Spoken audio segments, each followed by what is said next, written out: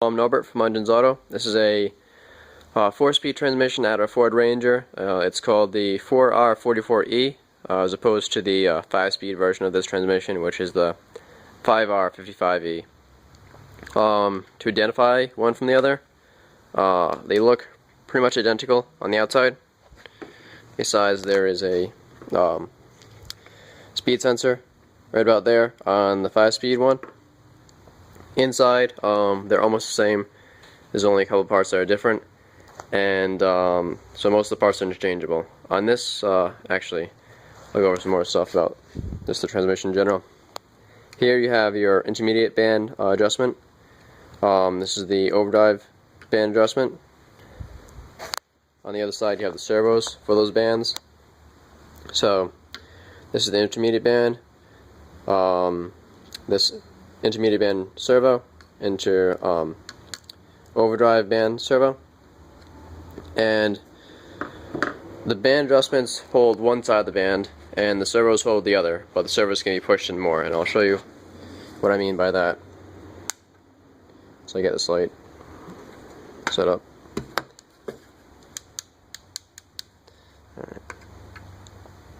So here you have a drum here, and on the outside of this drum there's a band, as you can see right there. It goes all the way around, and this happens to be the coast clutch overdrive band. Coast clutch and overdrive, I believe the terminology is pretty interchangeable, but this anchor right here, this is pushed in by your band adjustments. So there's the overdrive one right here, and there's a little like catch thing on the band itself. So when you tighten up your band adjustment, you're actually tightening up the whole band going around the drum. On the other side of this band, you have the anchor that the servo controls. And in this particular one, the servo pushes on a lever, which pushes on this anchor. These anchors are, I believe they can also be called struts. But there's another little tab that it pushes in. So when this pushes in, this band pretty much seals up with friction around this drum, and that's what would engage overdrive on this vehicle. The problem is that we weren't getting overdrive, so come to find out that this is a rebuilt transmission, and when they rebuilt it, they didn't position this anchor in correctly, and it wasn't doing its job.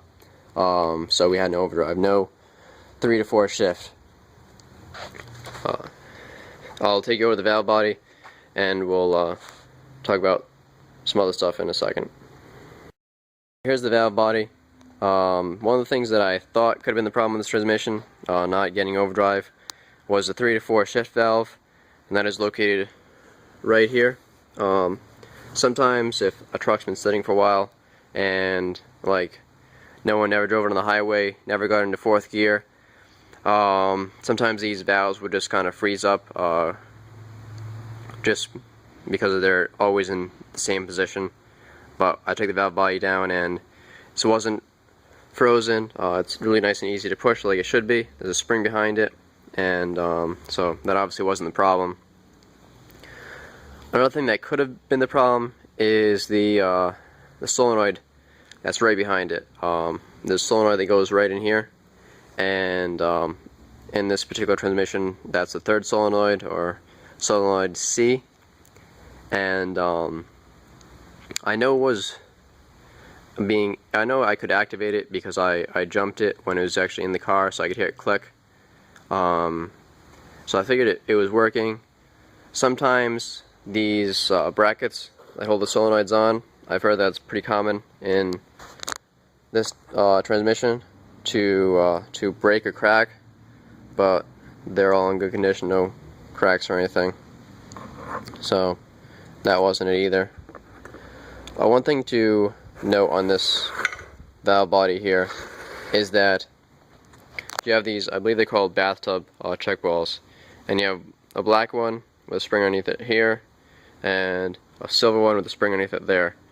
And those are color coded because they are different heights, so it's important to put them back in the right spots. You have 4 check balls on these here, here, and there, and there.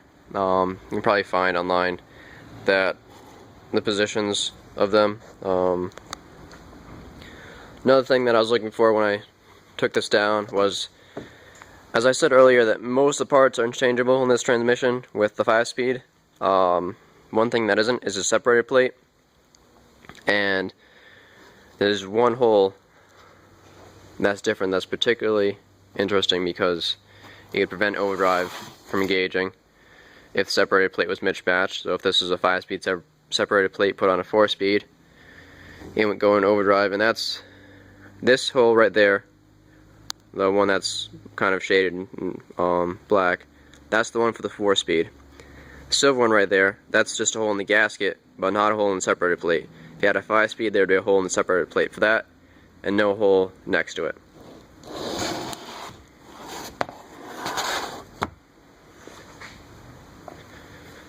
I think that's pretty much all I have to talk about. Thank you for viewing.